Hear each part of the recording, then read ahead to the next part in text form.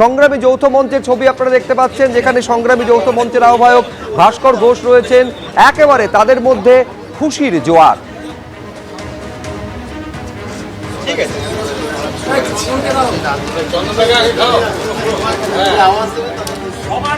BJP সরকারের প্রথম budget ঘোষণায় ডিএর ব্যাপারে যে ঘোষণা হয়েছে তাতে যথেষ্ট খুশি সংগ্রামী যৌথ মঞ্চ, এবং আমরা দেখতে পাচ্ছি এখানে রীতিমতো মিষ্টি খাওয়া চলছে। সংগ্রামী যৌথ মঞ্চের যারা সদস্যরা রয়েছেন তারা একে অপরকে মিষ্টি খাওয়াচ্ছেন, রসগোল্লা আনা হয়েছে, এবং তাদের যেটা বক্তব্য যে যেভাবে ঘোষণা করা হয়েছে এই 38% যে ডিএ ঘোষণা করা হয়েছে, 20% অতিরিক্ত ডিএ যে ঘোষণা করা হয়েছে তাতে তারা খুশি, এবং সেই কারণেই কিন্তু এখানে মিষ্টিমুখ করা চলছে এবং তারা সবাই এই যে ঘোষণা তাকে স্বাগত জানাচ্ছেন। ক্যামেরায় সন্দীপ সাধুকার সঙ্গে অর্ণব মুখোপাধ্যায়, এবিপি আনন্দ, কলকাতা।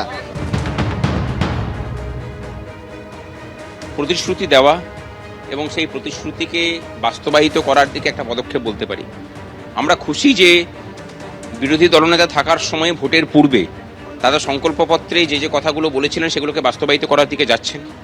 আমরা খুশি যে 42% বর্তমান রূপার যে বকেয়া ছিল সেই বকেয়ার একটা বড় অংশ তিনি মিটিয়ে দিয়েছেন, এবং 1 তারিখে বৈঠকে তিনি যে কথা বলেছিলেন যে চিরকুটে দিয়ে অসম্মানিত করার মতো কাজ আমরা করব না, আপনাদের সম্মান রেখেই কাজ করা হবে, তবে একবারে সবটা দিতে পারবো না, আমাদেরকে সময় দিন, আমরা সমস্তটাই মিটিয়ে দেব।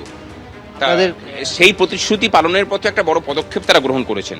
আমরা খুশি যে নতুন সরকার এসে পরে অন্তত কর্মচারীদের যে লড়াই তাকে স্বীকৃতি স্বরূপ এই ঘোষণা করেছেন।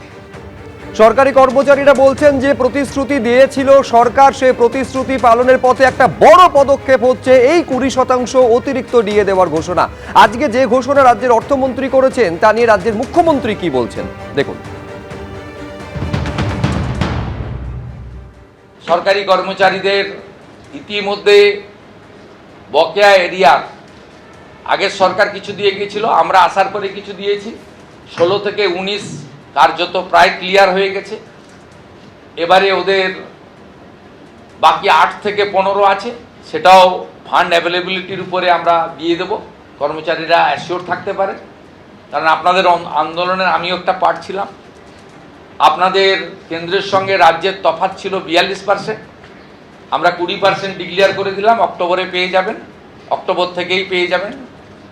এবং আপনারা এতদিন ধরে আপনাদের অনেক কথা বলেছেন, প্রাক্তন মুখ্যমন্ত্রী অপমান করেছেন, ভিক্ষা দেওয়ার মতো 2% 3% দিয়েছেন, কখনো বলেছেন ঘেউ ঘেউ করবেন না। আমি আপনাদের বন্ধু হিসেবে কথা দিচ্ছি যে আর কয়েকটা মাস সময় দেন, অর্থমন্ত্রী অর্থ রাষ্ট্রমন্ত্রীকে পাশে নিয়ে, যে আমরা একবার করে দেবো, দ্রুততার সঙ্গে করে দেবো, একটু সামলে নিতে দেন। মাত্র 1.5 মাস বয়স এই সরকারের, এবং বিপুল ঋণের বোঝা আছে, সব দিক সামলে এগোতে হচ্ছে।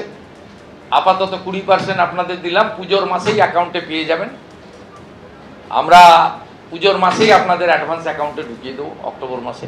বাকি যে গ্যাপ থাকলো 22%, সেটাও ধীরে ধীরে ধীরে ধীরে অপেক্ষা করুন আরেকটা বাজেট পর্যন্ত, ডক্টর স্বপন দাশগুপ্তর আরেকটা বাজেট পর্যন্ত আমি আছি সাথে। এবিপি আনন্দ, এগিয়ে থাকে, এগিয়ে রাখে।